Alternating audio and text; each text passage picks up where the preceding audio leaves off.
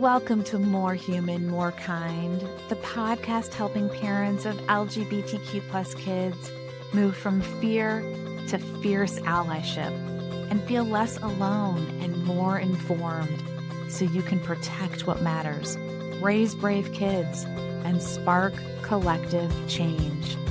I'm Heather Hester. Let's get started.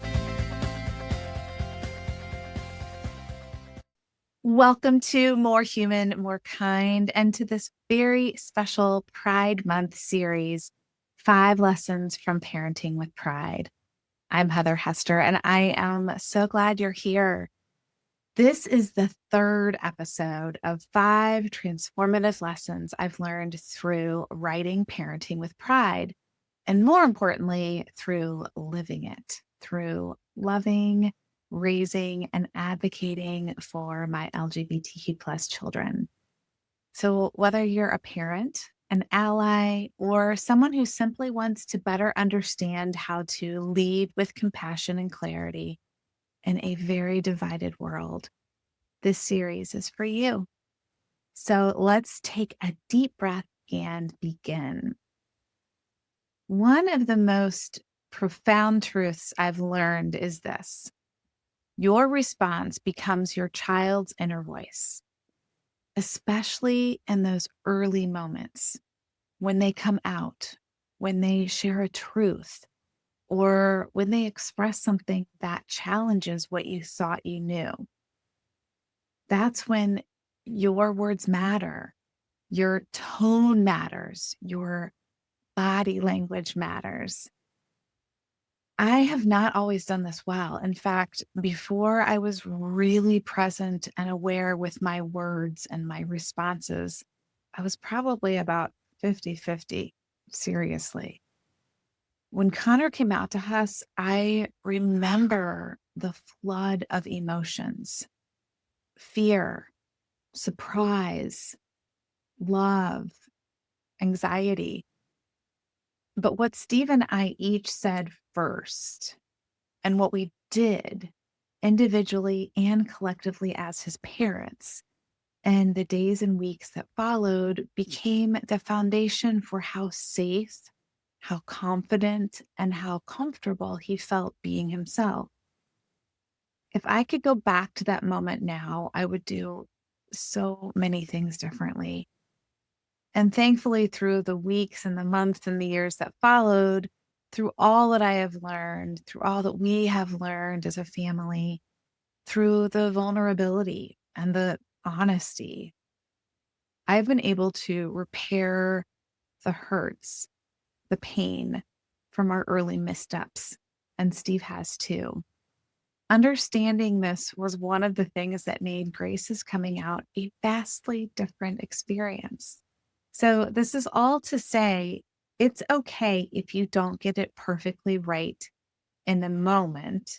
What matters is how you show up after that. The words, the body language, the tone, the effort. When we talk about language, we often just think of the words, right? But language is actually so much more layered than that. It includes, like I just mentioned, the tone of your voice, your facial expressions, even those tiny little things that we do, right? The tiny little eyebrow raise, or the nostril flare, or if you purse your lips or make a sound with your mouth. All of those tiny, tiny little things matter. And often these nonverbal clues are even louder than what we're actually verbally saying. According to research from Dr. Albert Mahabrian, communication is only 7% verbal, the actual words, while 38% is vocal tone and 55% is body language and facial expression. So while this 7-38-55 rule is most applicable when there's emotion or ambiguity in a conversation, it highlights something vital. How we say something often matters more than what we say.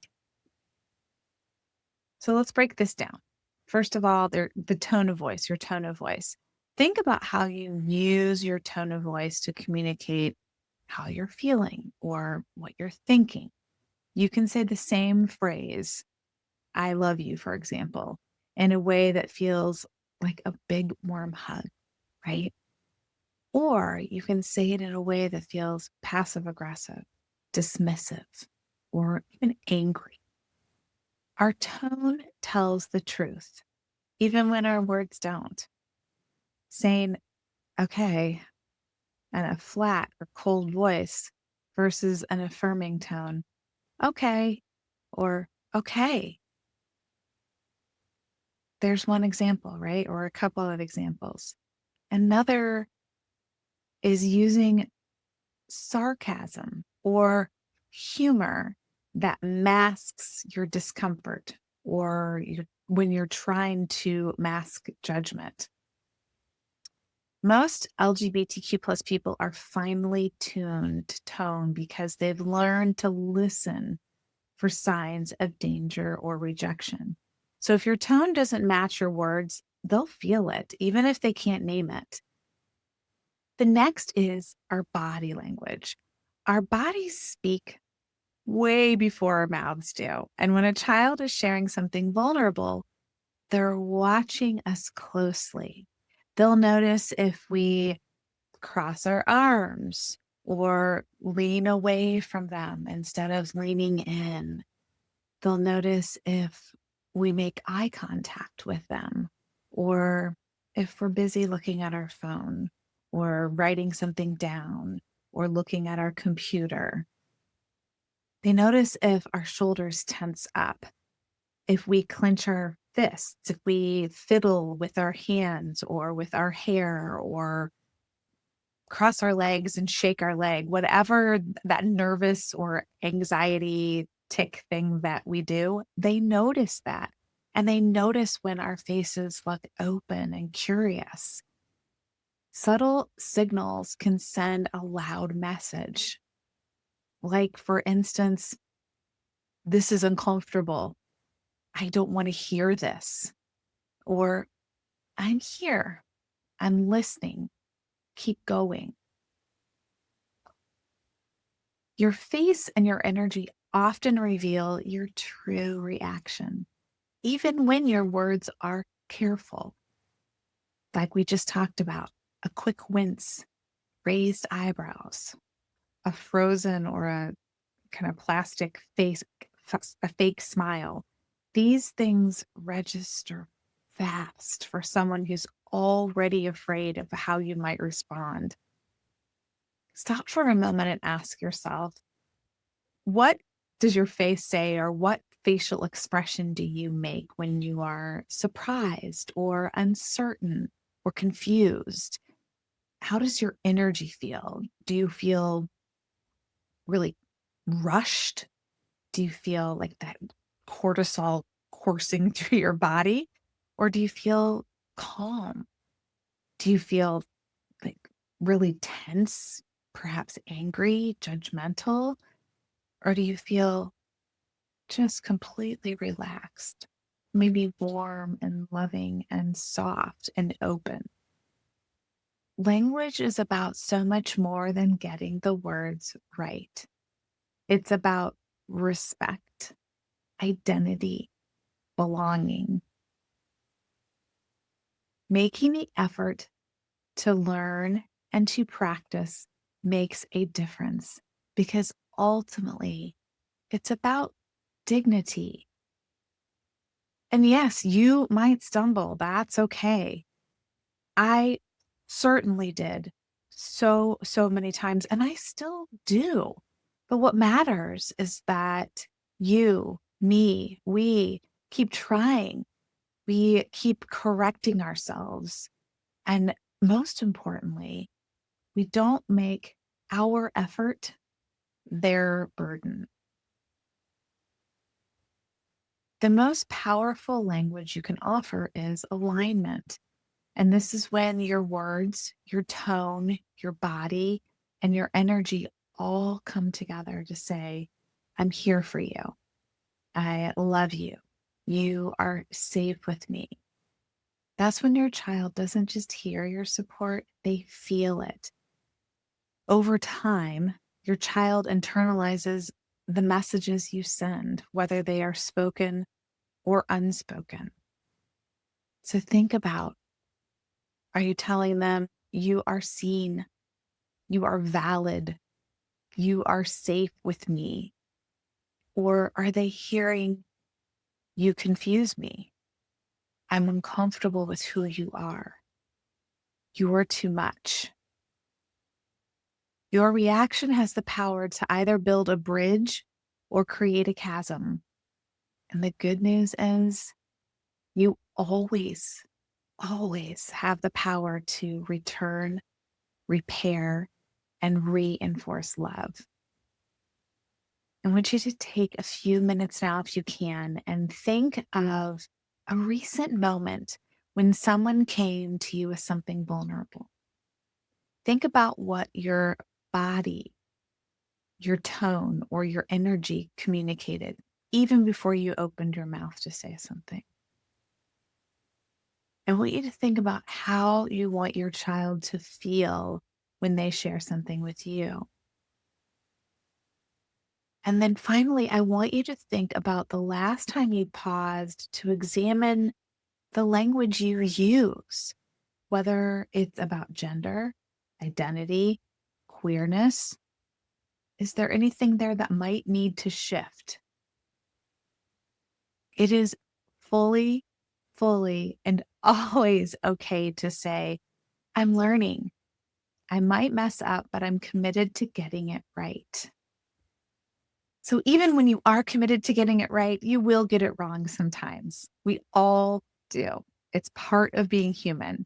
What matters is what we do next. And the key to that is repair. There are 4 steps to repair and healing in a relationship. And often these 4 steps will need to be practiced, trying different ways of communicating until you hit upon what really feels authentic, what feels like that authentic connection. The first step is apologize. Simple. Own what you said or you did. The second step is acknowledge the harm, even if it was unintentional. This lets the other person know that you fully understand, that you see them, and that you wish to mend the relationship. The third step is to reaffirm your love. There are so many ways you can do this besides saying, I love you. Our kids especially can feel our love through our actions, our effort, our showing up, and our doing the work. And the fourth step is do better next time. Be and stay present. Make an effort. Being wrong isn't the problem. Refusing to learn from it is. I wish I knew who said that, but it is spot on. My ratio of messing up and going through these steps has shifted in a positive way over the years, but it still happens. There's a reason I coined the phrase, embrace the beauty in the messiness. The beauty is that the more you lean into this process, the more your relationships begin to shift for the better and deepen. When I sit and reflect about my relationships with each of my kids, where they were a year ago, 5 years ago, even 10 years ago, I am just deeply grateful. And more times than not, just a tad emotional, depending on the day. As with so many of these things, when we model how to be aware of our language, our kids see that.